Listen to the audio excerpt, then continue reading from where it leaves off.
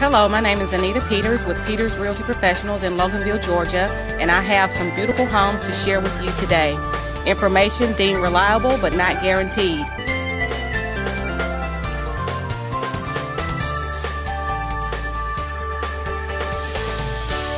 Hello, my name is Anita Peters with Peters Realty Professionals in Loganville, Georgia, and I have some beautiful homes to share with you today. Information deemed reliable but not guaranteed.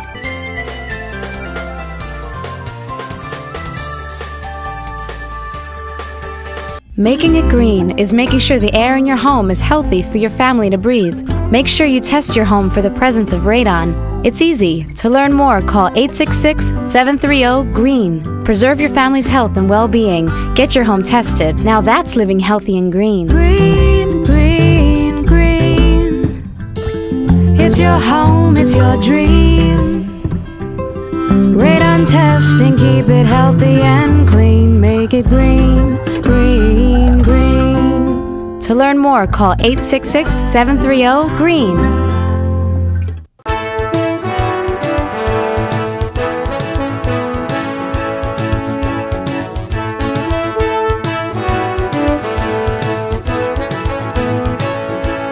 Hello, we're so excited to be here today in Social Circle at Bella Salon. Jackie Plyler is the owner here of the salon, and probably a familiar face to some of y'all watching.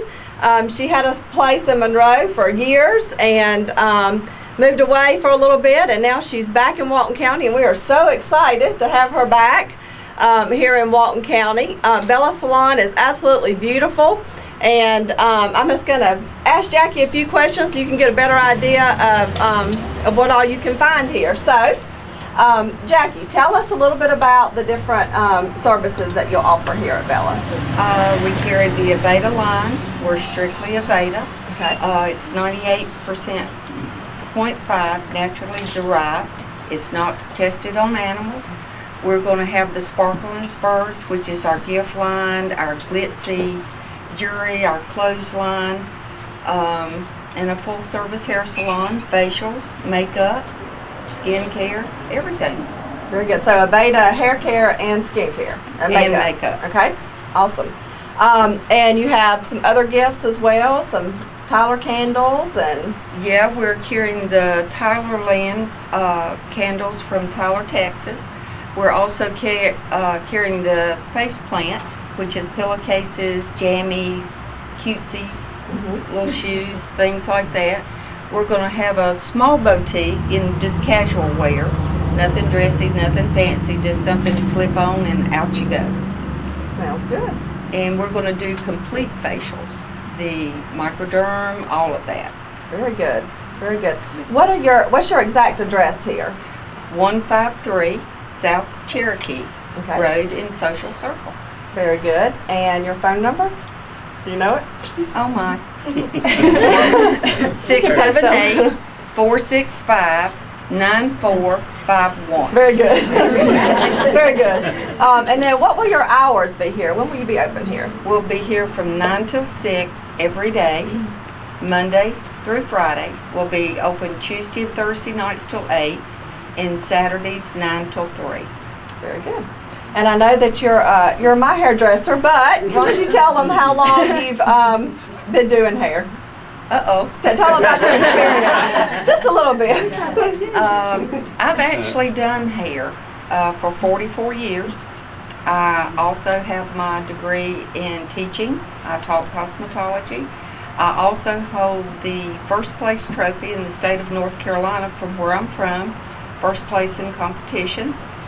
I had thought about retiring, and so we bought our little house that we call our happy place, and I decided that wasn't for me. I can't picture you sitting at home all the time. And of course my husband has done all the work here, Ron, and he's just been a trooper. He stood behind me 100%, you know, opening another one. And I was looking in some other areas, and I just picked up the phone and called an old friend of mine, Debbie Smith, and I said, can you find me a place? She says, come on over. And that's how I got here in Social Circle. Very good. In this town, I cannot tell you how good they've been to me.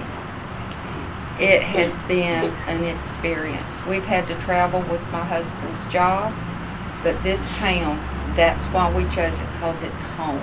It's the way they treat you. Right. Mike over here has just done wonders. There's just so many here. Patsy is my front desk coordinator. She's my manager. She's been here at night, 8 and 9 o'clock with me. Her husband drives up and said, "Are y'all okay?" My son Jamie is here. He's been with every opening, no matter where I've been. He's always came and supported me. Mike Brown did my signs. Randy back here, when he came and looked at the floors, but he fixed it. He made it neat. And And Ron did all your construction stuff in here? Yes, he has. He's been hammering away when I've been up here. He has Plyler Services, and of course, he did all mine. He had to put his work on hold. But there's so many people in here that I've met. My doll lady back there, and that's what I call her, because she has walked across this street so many times, helping me, said, "No, do this, do this, do this," and she has been a tremendous help. And I just appreciate every one of you that is here. Thank you.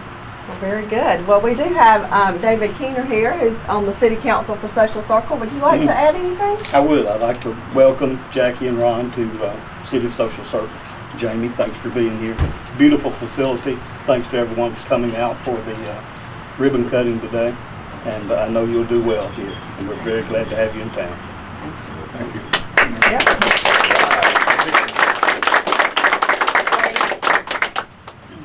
Scott and Marcy. I just seen them. I called Scott up one day and I said, "You got any cabinets?" Because I never do usual. And he said, "Where are you?" It had been 10 years since I seen them, and they always help me. And all of the unusual, gorgeous cabinets in the back is from them. And they're over in Monroe. And they said, "Where you been?" Everybody has said that. And luckily, all the people that I used, Mike and the carpet and Randy and all of them, I used them 10 years ago. And that says a lot about their company. Thank you. Thank you. Well, we are so glad to have you back. Thank you. So, ready to go outside and cut the ribbon? Sure. Okay. Let's do it. Okay, 1, 2, 3.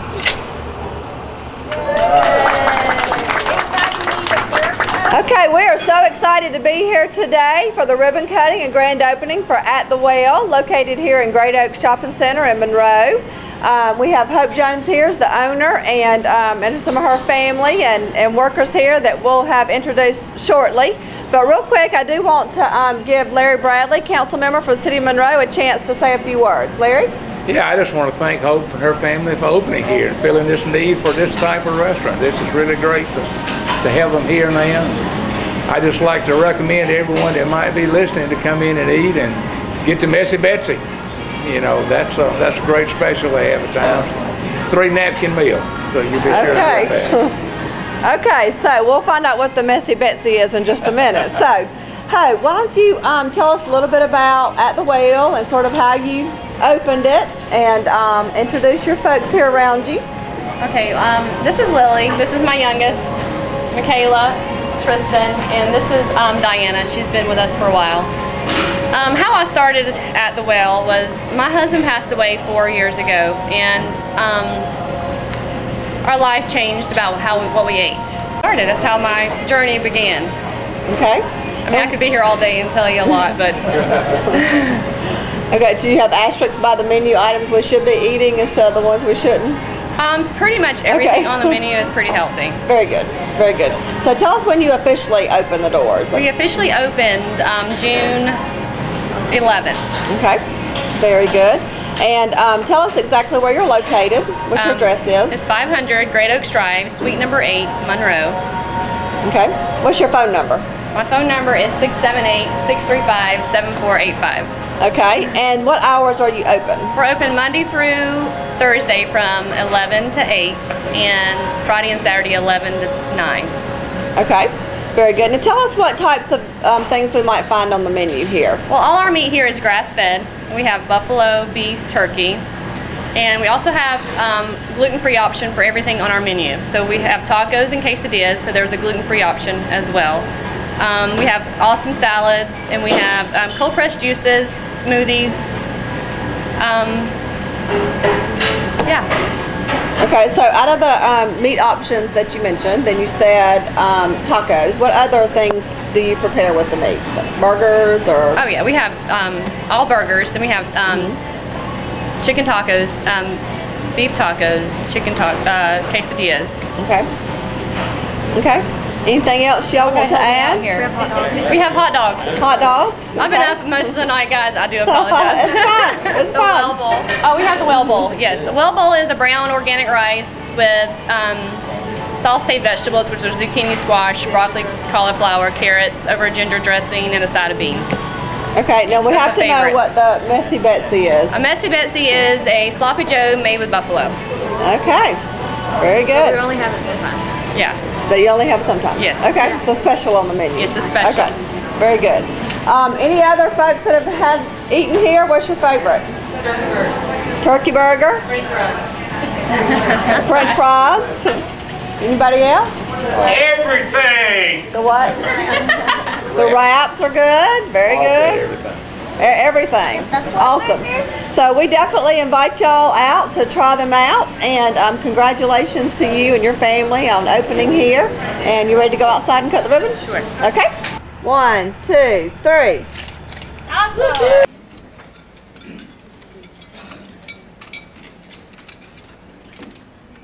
Before I introduce our speaker today, I would like to introduce some guests that I brought with me today. He's going to talk about our school system, and the four folks I want to introduce to you today are a big part of the success of our school system. They're four of our principals from the local cluster, and I'm going to call their names and their schools and ask them to stand, and so you can get to know them and recognize them. First, from Sheridan Elementary School, Dr. Frida Doster.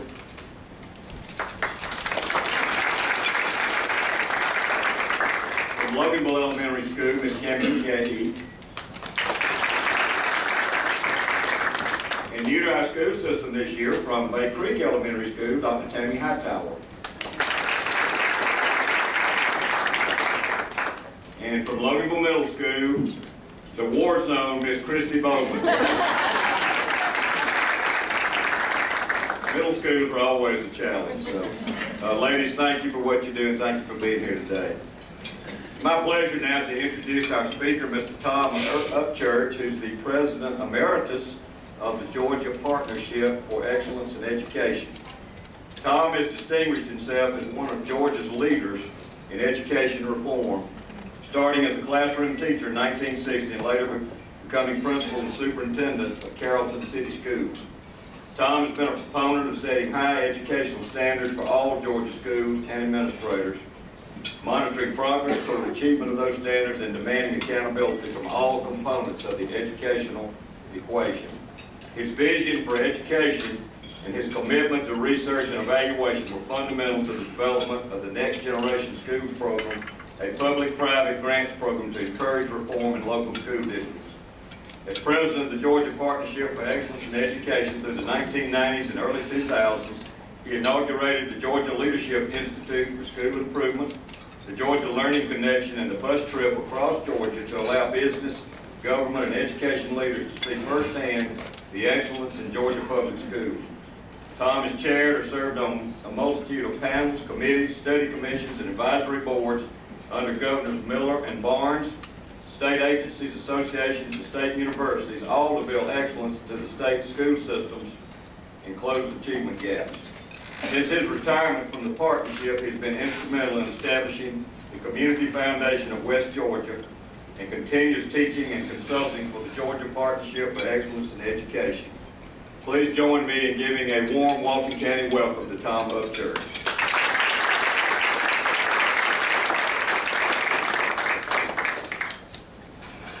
Thank you, Gary and Hal and Terry for inviting me over here today. The difference in a president of an organization and the president emeritus is that I no longer have to supervise anyone. And I can go around and do what I want to do.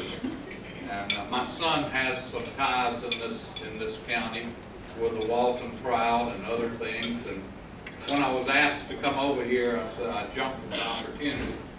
It's a real pleasure for me to be here and represent the Georgia Partnership for Excellence in Education. The Georgia Partnership is a nonpartisan education reform organization that is attempted to improve, keeping all the people at the table. Lord knows that's a tough job with educators and the government officials and business leaders. But we've been driven primarily by the business community. And the talk I want to make today is on the economics of education. This is a study that the partnership began a number of years ago. I believe this is the 4th edition of this study, and I do have a few copies of the actual study with me that Gary has or Hal. And if you would like one of those, you might contact them when this is over. We have paid for this with the Georgia Chamber and the Georgia Partnership and various foundations. We've used studies from all over the country to talk about how important public education is. And I'm fully aware that Walton County has some great private schools. And have been, that's not the case everywhere. 92% of our children in the state of Georgia go to public schools. About 1.7 million children are in public education, and it's not in our best interest as business leaders and as government leaders and as educators to see that 1.7 million have the very best opportunities they can have. I've looked at the data on Walton County from a lot of different sources, and I'm going to share some of that with you today, but most of what I'll say will be fairly generic. And I know that some of you in the back can't read these slides very well, but I'll try to explain what's there. We're going to look at some data on education in Georgia. We're going to look at the impact of non-high school graduates on our economic well-being in the state. We'll look at what we know works in strengthening that pipeline from birth to work, because that's what we're about. We're trying to get people where they can be tax-paying, hard-working citizens that improves our quality of life everywhere. And then we'll talk about some of those things that we might do. There are a bunch of milestones that we need to talk about.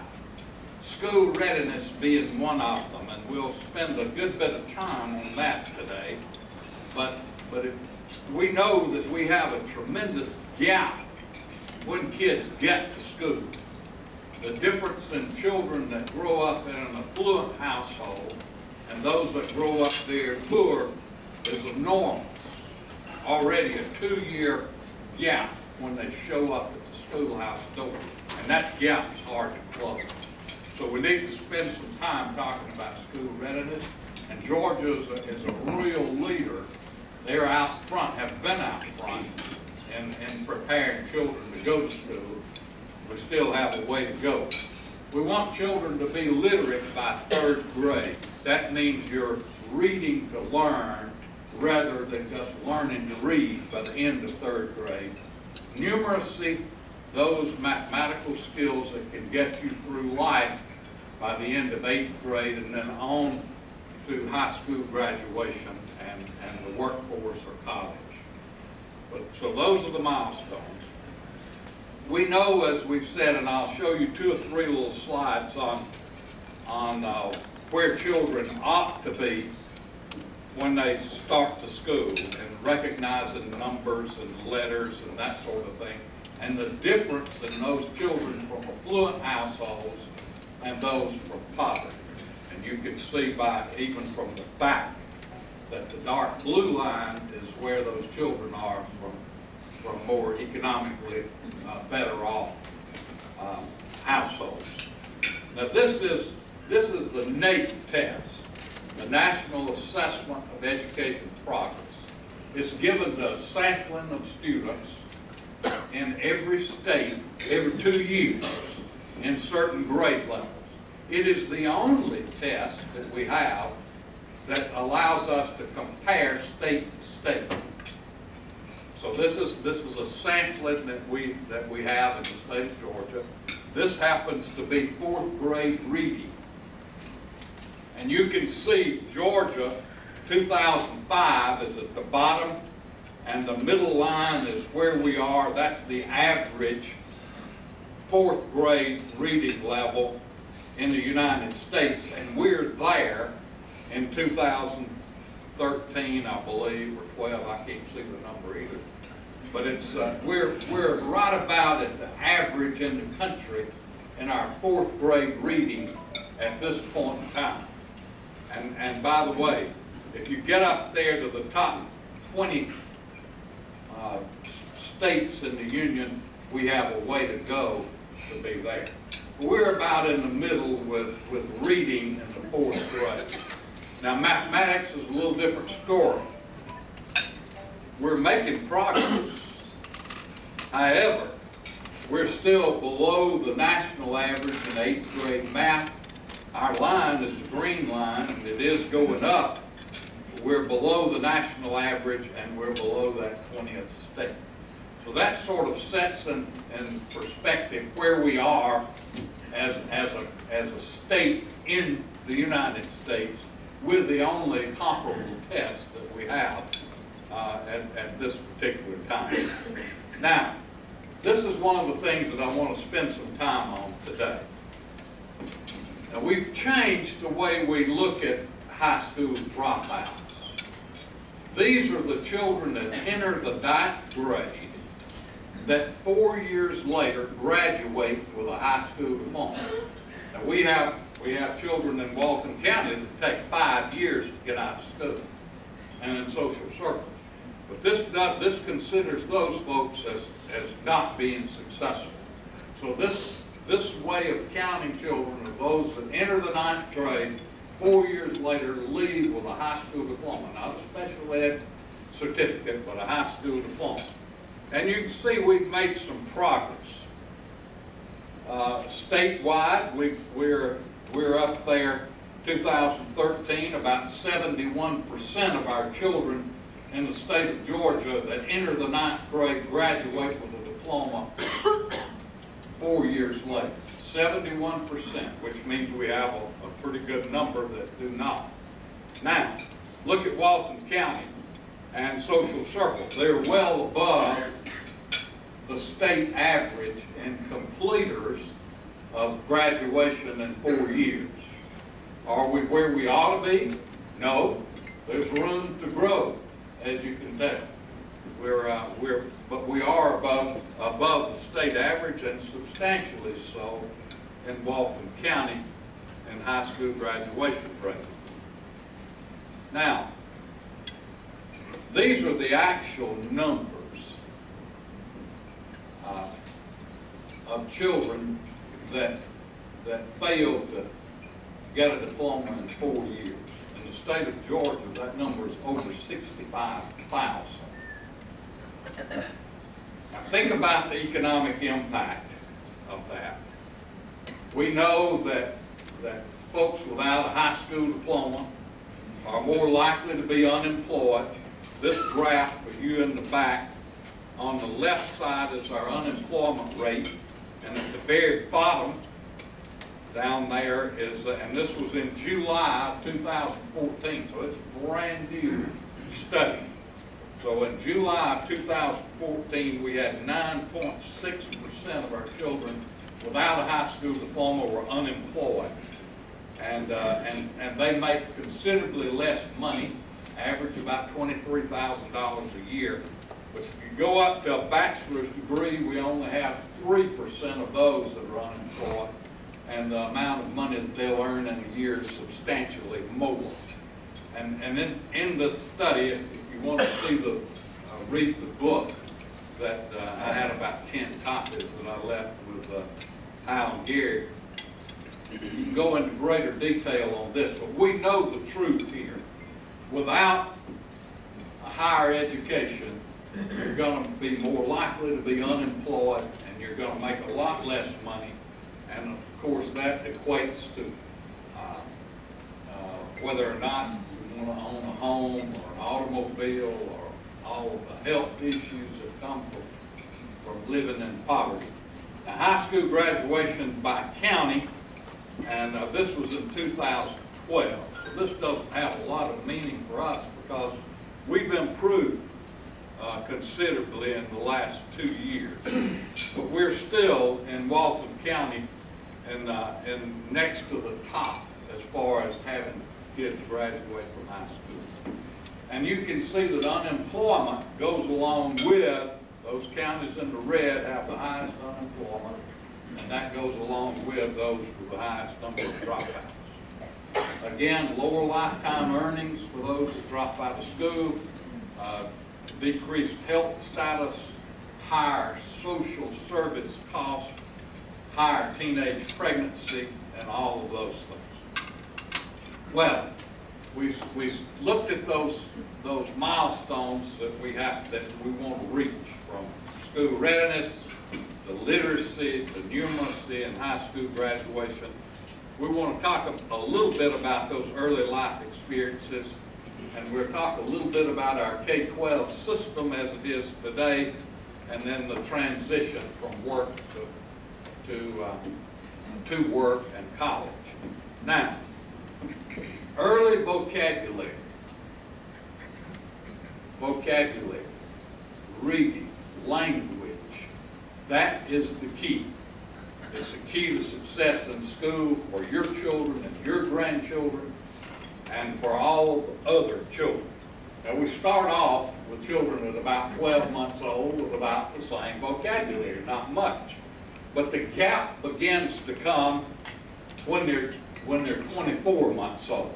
Now look at the gap in numbers of words that children know when they're 36 months old, children from poverty and children from affluent families. And that number of words, this is a really good study, by the way. You can see that the child from an affluent family probably has double the number of words in their vocabulary as a child from poverty. And if you can read those numbers, I think the bottom number there is 500 something words, and the top number is over 1,100 words. So it's really, early vocabulary growth is very important, and you can see where the gap begins in learning for our children. And then the challenges that people like Gary and these principals have when those children show up at the door with very few words and another child here has a large vocabulary. All right, this is an old study that Governor Miller even used back when he put in the 4-year-old program with the lottery back in the early 90s. The Perry School study has been out there for years and years. And this was a study in Perry, Michigan, where they followed a group of children just like another group. This group had 4-year-old program. This group over here did not. And they followed those children through their lifetime. And they found that those that went to preschool earned more money in their life. They were twice as likely to graduate from high school. They were twice as likely to not ever be on welfare. And by the way, they were twice as likely to own their home by the time they were 40 years old as those that didn't go. Now, another example, and maybe we have too many examples of this, but I want you to look at it.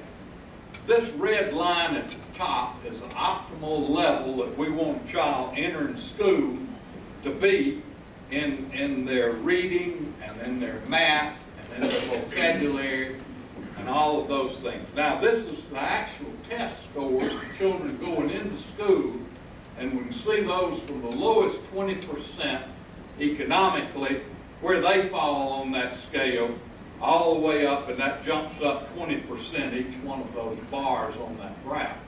So it's, I'm maybe overemphasizing the point, but poverty is our enemy, folks.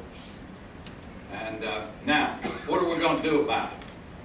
What are those things that we know work to improve schools? Higher standards, raising the standards. We've been preaching that at Partnership for a long time. We finally got through in, 2000, I guess, House Bill 1187, which kicked the standards up. We began to look at that seriously, and we've had good gains since that time. We were behind, frankly. Other states had done all of these things. They had a more rigorous curriculum than we had. They had higher standards than we had. They had a clear accountability system, and we had no accountability until that time. And then a statewide student information system that we just now have in place that will allow us to follow children if they move from one school to another. And then leadership training. And you heard the Georgia Leadership Institute for School Improvement mentioned. Several of the people have mentioned that organization to me. And the partnership was instrumental in getting that started, because we have principals that frankly weren't trained in business metrics. They had no idea about balanced scorecards. That was not taught to me at the University of Georgia in school leadership classes. But we know that those principles apply in education. And we now have administrators trained all over the state to look at the data, to look at the metrics, to see where you are and what those root causes are for the problems out there, and try to fix them. So these are the steps: higher standards, a more rigorous curriculum, a clear accountability system, and that one's hard, folks. Teachers generally do not believe that the accountability system that uses student growth can be fair to them. Now that's, I'm telling you that I'm married to one. Deep down in their soul, they do not believe that we can take metrics. They say, well, what about that kid whose parents are bringing them to school? What about the starting point? And they go on and on and on. Folks, we have to have the data out there in the sunshine, like I'm doing here today. And this is what we're doing all over the state of Georgia now. Every school district is putting it out there for you to see. It's your tax monies. This is where we are. This is where we want to be, and this is where we're going. This is how we're going to get there. So these are the steps, and I wanted to emphasize that. Now, Georgia's changing. Demographically, we're changing. We grew, what is that percentage? 16% over the last decade. Our white growth was about 8%. Our African American growth was, what is that, 20%? 38% is how many children, more children we have living in poverty in the last decade. Folks, that's a big number. And then our Asian and Hispanic population is growing faster than the others. But that's a demographic change in the state of Georgia that the business community wants you to know about. And that's why we have this here. Now, the 4-year graduation rate is here. And you have to have disaggregated data. You have to have it broken down by group. Otherwise, we have groups that are masked, and we don't know how well they're doing. Now, all of our children, 4-year graduation rates, about 72%. Again, Walton County and Social Circle are higher than that. Our Asian 4-year graduation rate is there. our white four-year graduation rate, 79%, Walton County is 82%. Social Circle, I can't read that number, 81. African American, Georgia's 64%, but we're doing better than that in Walton County and in Social Circle. Hispanic graduation rates down to about 62% of those children that enter the 9th grade graduate 4 years. But in Walton County and in Social Circle, it's better than that. Low-income children, that's the booger. That's the bad one right there. And we're doing a little bit better than the state on that one. Now, this number, and I remember the first time I saw this. I was sitting in a meeting with the governor in 2000, and we were looking at the number of kids that started the 9th grade and the number that graduated from college, and the number then that graduated from technical school. And folks, that is an alarming dropout number. Let me go back.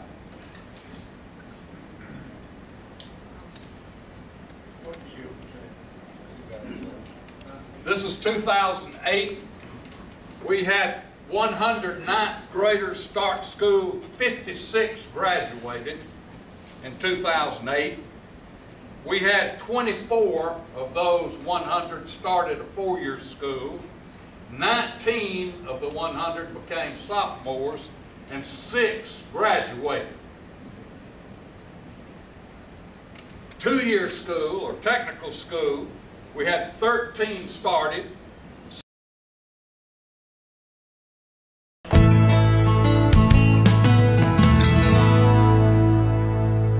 Hi, and welcome to this week's edition of The Health Story. My name is Dee Dee Harris.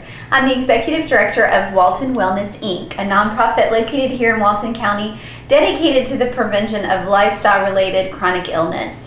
Today, I'm talking to you about something a little bit different. I normally like to come and talk to you and share some kind of new information or something that we're hearing a lot about in the news that in regards to health, something that I think might help you or someone you love on your health journey. And today, I actually want to talk to you about an organization that we have here in Walton County called the Walton County Healthcare Foundation. And what I am holding here is their most recent annual report, where they put out all of the programs and projects that they have supported throughout the year. Now, a lot of people do not know about the Walton County Healthcare Foundation and are not familiar with where they came from or exactly what they do here in the community. But the Walton County Healthcare Foundation was formed from the sale of our county-owned hospital. Once the hospital was sold to a private company, which now owns it, there was the money from the sale of that hospital that was put into a trust, and then a foundation was formed around that trust. That foundation's duty is to oversee that money, make sure that it's here for generations of Walton Countyans, and also its duty is to grant monies into the community in the name of health. And there's all kinds of different ways that they support health in Walton County. One way is through Walton Wellness. The Walton County Healthcare Foundation is actually our sister organization, as I like to put it. We are a small subset of them, and they support all of the projects that we put out into the community. They also have supported many other things like buying ambulances for the county.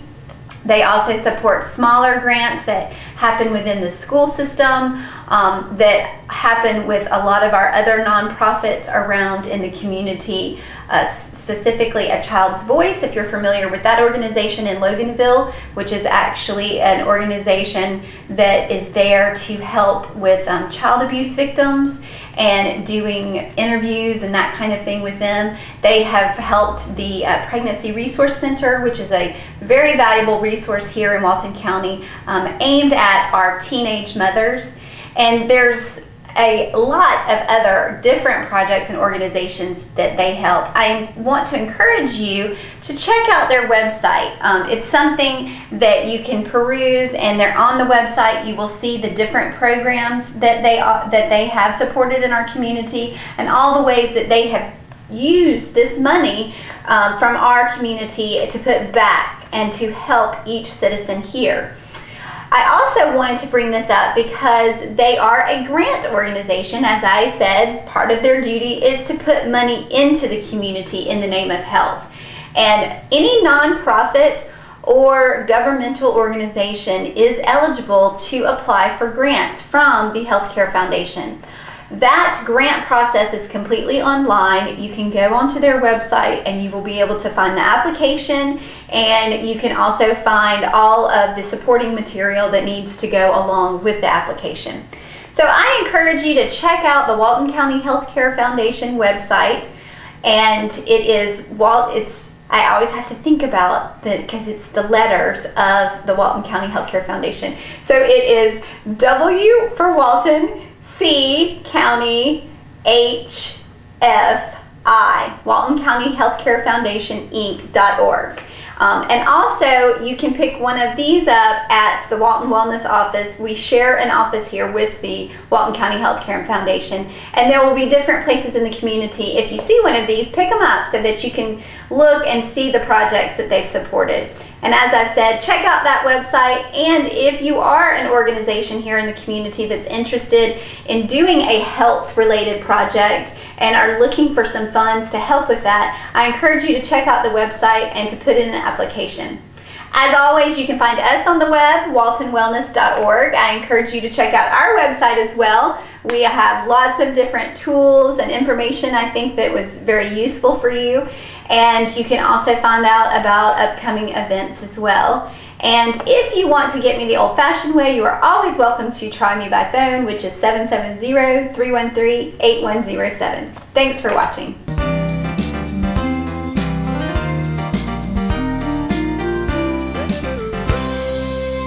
Hello, I'm Kenny Sargent with Keep Walton Beautiful in the Walton County Recycling Center. I want to thank you guys for tuning in today. If you notice, we're outside doing something a little different today. I wanted to see the banners. These are going to be hanging all over town. It's kind of all about Rivers Alive around here right now. And like I said, we will be hanging these out in town. So we're getting excited for that. It's October the 11th, and so far it looks like we're looking at close to 400 volunteers this year, and that would make it the biggest Rivers Alive event we've had. So we are excited about that. That's really a lot of what's going on around here right now. Outside of that, I wanted to encourage anybody who may have not been out here to see our place and to see what we do, to come see us and walk through and find out what you can do here and to help out in the community. You can ask about some of the other events, a lot like Rivers Alive, that we do. We have America Recycles Day coming up in November. We're going to do a paint collection. We're still working on some of the details, but we're ironing those out. And we're definitely going to do a paint collection, and I think we're going to do a shoe drive. And that will be November 15th on a Saturday. We'll probably do from about 8 till 12. Again, that's not set in stone yet, but that's kind of what the preliminary times are. And again, just come on out and see us, and thank you guys for tuning in.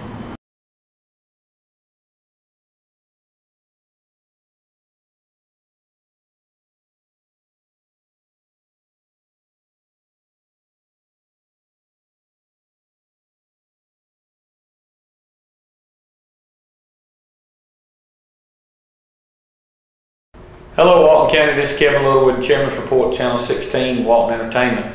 As I have over the past 6 to 8 months had a map of Walton County and had highlighted it and showed you a lot of things that was going on, I think what's a good idea is to start over and show you some projects that are completed and some things that's going to be happening in the very near future here in the county and in the city of Monroe and Social Circle.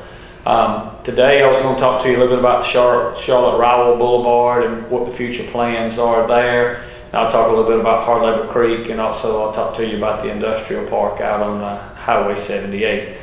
As many of you know, Highway 138 comes in from Conyers and basically dead ends right below Walmart and Chick-fil-A. Charlotte-Rowell Boulevard comes in and then travels up to Highway 11 near the Board of Education. There's been a lot of complaints about the S-curve down here at the bottom where you used to could go out through there at a high rate of speed and go on to 78. But due to the southbound, where you could be able to come from the Board of Education or the high school down and make a left turn on to 78, that had to be slowed down to be able to give people option to turn left there. And out here, when you do come up 78 and get off on 138 to go toward Conyers, you have the red light now, and then cars are continuing to back up here. And so what we're working with DOT is we want to put another through lane on 138, which turns into Martin Luther King Boulevard, that runs up in front of McDonald's and in front of Tractor Supply, and will end out beyond the car wash. And so that should alleviate the cars that are backing up onto 78 and give you opportunity to go. Also out there at that intersection, if you're coming up Spring Street to turn left onto 138, a lot of times you can't turn because of the cars that are backed up wanting to turn left. And so we're going to look at doing 2 lanes turning left there also. We've talked with Matthew Chancey from the City of Monroe, and they're interested in looking at this project with us also, looking at a joint venture with Georgia DOT, City of Monroe, and Walton County to try to alleviate the traffic problems that we have out here in the new 138. Well, there was problems there with 138, and then this gives you an opportunity to work some difference there. I want to talk to you. Hard Labor Creek is down here out of Social Circle. If you get an opportunity to get down and look at that, Browning Shoals Road is where the dam is, and Social Circle Fairplay Road right now is closed because they're putting another bridge in. But Social Circle Fairplay Road has a 750-foot bridge. It's 120 feet above the bottom now. And if you get an opportunity to get down and look at that, it would be really good. They've got all the brush cleared, and you can see where the water's going to be, and soon they will start burning the brush down at the reservoir area, because there can't be any growth where the water will be now, because it's a drinking water. So that project is really good. Give you an opportunity to see. That's the governor's water improvement plan, and a lot of the water users from the county also has got the reservoir down here. The back up at the industrial park in Monroe, that will actually, where the Angel Food Ministries building is, the Development Authority of Walton County has been trying to get that from the federal government. And so we're getting very close to having that, and that will be an asset, because there's several companies looking for a location in this area. And with Caterpillar over near the Athens area and Baxter coming online down in the Social Circle, you're going to have a lot of activities going on there. Also, back down in the Social Circle, the bypass is underway for Social Circle. The Highway 11 bypass, if you're going south out of Monroe to Social Circle, you go down the current bypass to where Standridge Color Corporation is, and where Solo Cup is at. It ends now, and it'll be picking up there, and it makes a circle around the lower part of Social Circle and come in down the county line just south of Social Circle on Highway 11. So got a lot of DOT projects going on in our area, and going to have a lot more going on in the future. We're working on several other things I'll be updating you about, but that's some projects that are completed or partially completed. And a lot of things we have to do nowadays in phases, because there's not enough money through federal or state or local to be able to do these projects at one at a time. So that's the reason it may take a little while to get it, but we're glad to have it. And if you have any questions, give me a call, 770-267-1316. Thank you.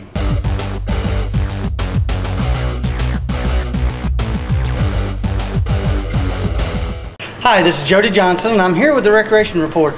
A few months back, Paul came out to look at our concession stands out at Felker Park and saw that there was a lot of damage done to them, a lot of vandalism that had taken place out here, especially to one of our furthest back near our U6 and U8 soccer fields. Well, I'm happy to say that today these new bathrooms will be opening back up.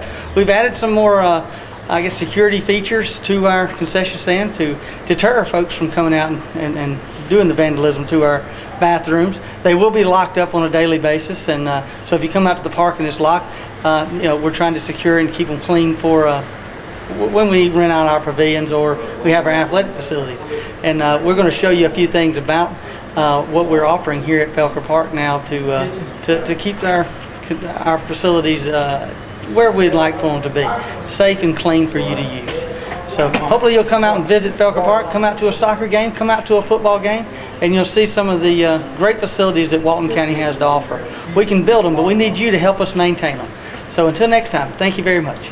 Hi, this is Jody Johnson with the Recreation Report. I just want to remind everyone about basketball registration. It's going on right now. By the time this airs, our official registration may be over, but we'll still have a few slots open. So if you've got a child or a grandchild that wants to participate this year in our basketball program, please come by either the Felker Center that is on South Madison Avenue, or go by our West Walton office or our South Walton office to register for basketball. The cost is $60.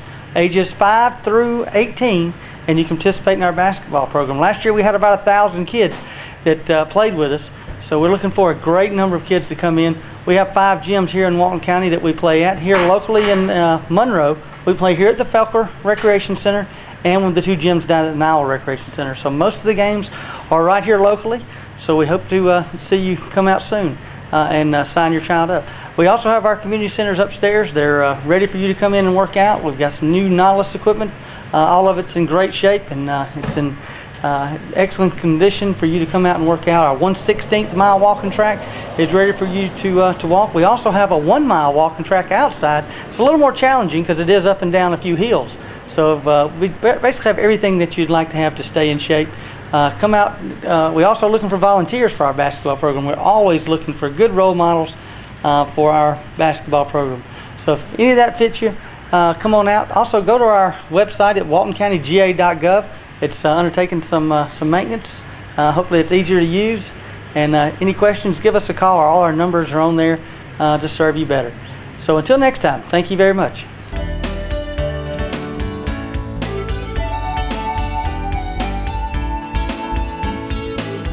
Hey, thanks for tuning in today. As usual, we're going to show you some dogs and cats that are available for adoption here at the Walton County Animal Control. You know, we kind of show you these dogs, but maybe forget to tell you about all that you get in an adoption. You know, here at Walton County, we've charged $40 for an adoption for quite a long time now and haven't gone up on that price. But now, with that $40 adoption, you get the rabies vaccine voucher. That's probably about $30 or more at most veterinarians. That's included in the $40.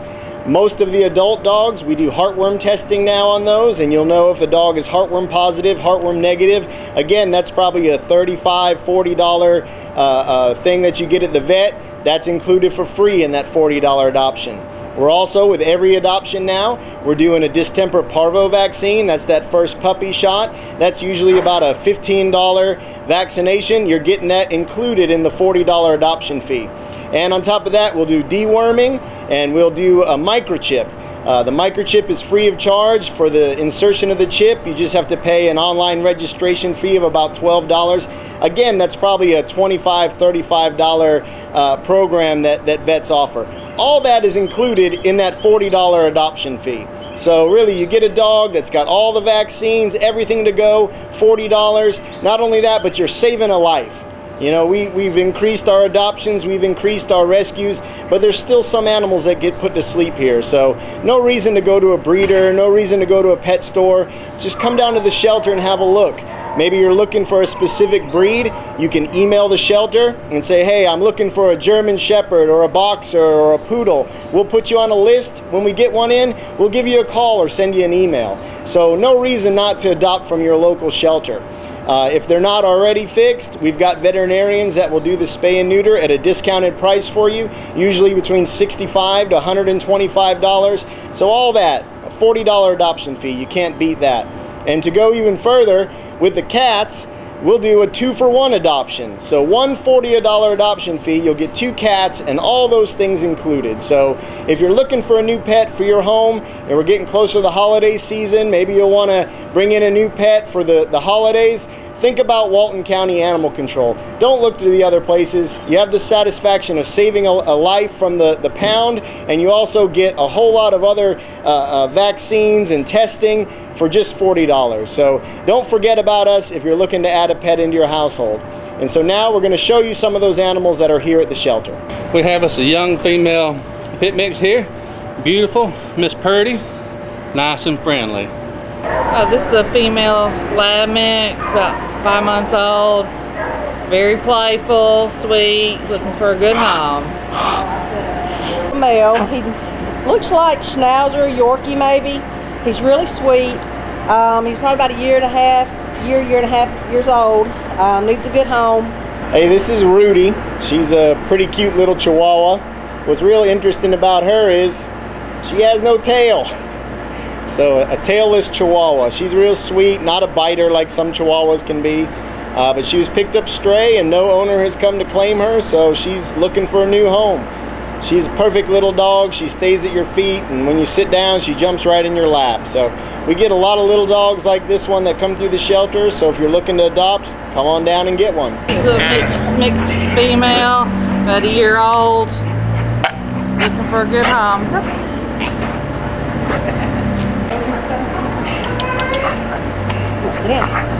here we have a female mixed breed.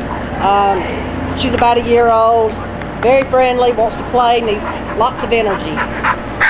This is Drake, 10, 4-month-old lab hound mix. Very young, still got his puppy teeth. He's looking for a great home. Okay, summertime's wrapping up, but we're still getting a lot of puppies in here. This rambunctious guy is named Dawson. He was actually dumped out at a vet clinic here in Walton County. Guess that means they didn't want him. Covered in fleas, but we treated him, vaccinated him, dewormed like we do all the dogs that are available for adoption. And so now Dawson's ready for a new home. He's about 4 months old, almost 5 months old. Probably be a little bit bigger size lab, but excellent to have a lab, especially if it's a little bit of a mix that makes sure they don't have temperament problems. So another great dog here at the shelter just waiting for a home. This here is Gander. She's a 4-month-old female shepherd and lab mix. She's a litter mate to Drake, what I showed earlier. She's definitely young, still got the baby teeth as well, and she's looking for a good home. Hello, my name is Anita Peters with Peters Realty Professionals in Loganville, Georgia, and I have some beautiful homes to share with you today. Information deemed reliable but not guaranteed.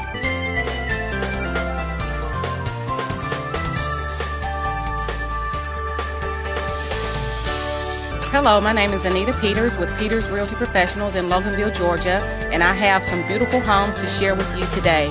Information deemed reliable but not guaranteed.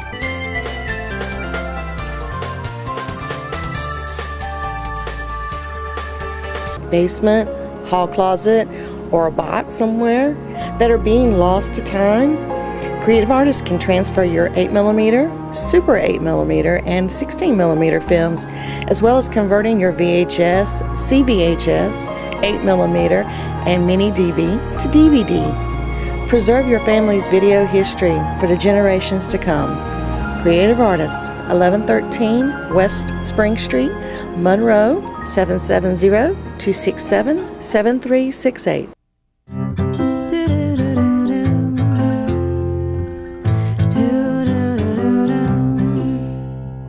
Green, green, green. It's your home, it's your dream.